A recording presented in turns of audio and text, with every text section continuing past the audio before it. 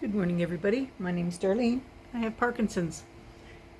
Okay, I'm going to try to put a St. Patrick's Day intro and outro again onto this. Caroline has done so much work for me to allow it. I'm just going to leave the other videos off because I can't bring myself to try it again.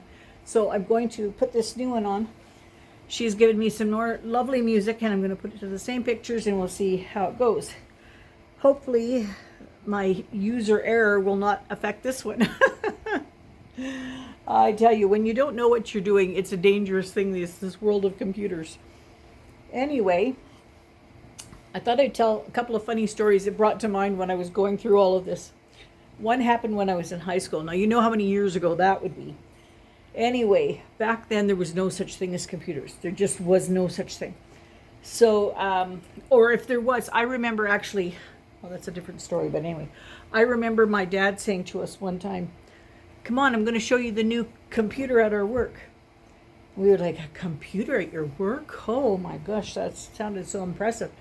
We went to see the computer at his work, and I'm telling you, it was a whole room just for this computer. If they could have known then what would happen in the next 70 years, it was amazing.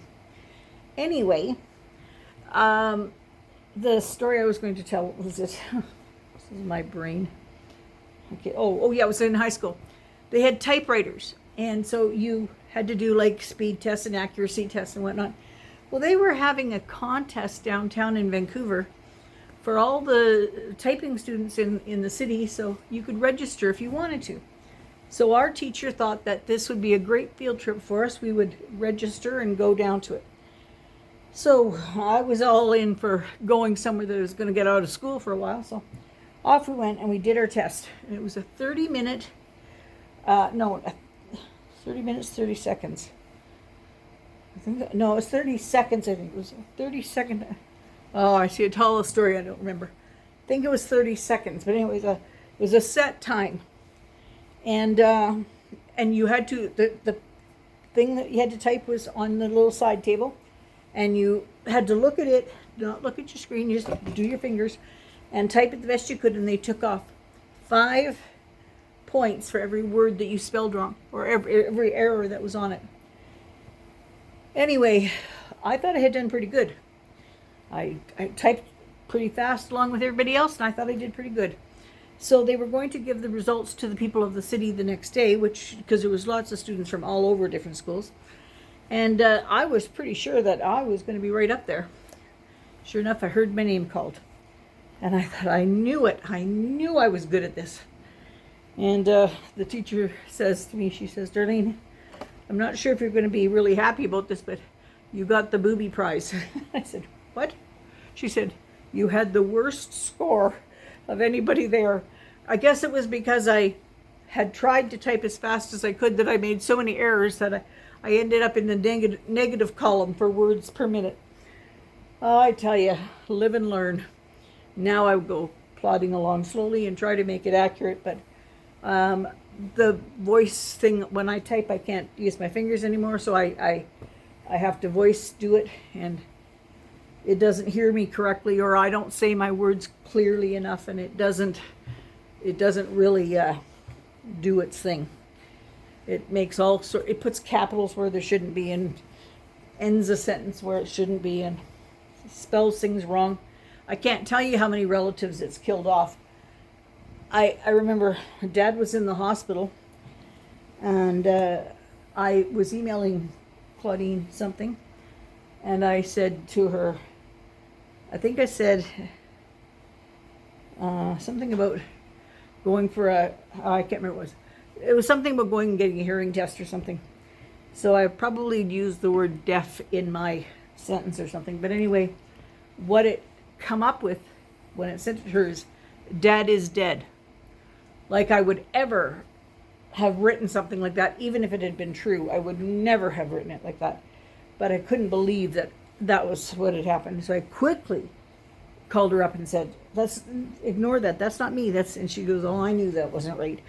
But I've learned that I try to read what I have printed. I can't always go back and correct it, but I try to read what I've printed to make sure that I haven't slandered anybody without meaning to. Anyway, that was another of my typing stories or computer stories. And there was another computer story. What was it? Can't remember now. So, story of my life, I can't remember anything. I was trying to do something and I was going from one thing to another. And I was not succeeding whatsoever. I was just making a haberdash of it because I couldn't remember anything. Anyway, so now tonight Bill and I are going to play bingo. We're going to try it, doing it at home by ourselves.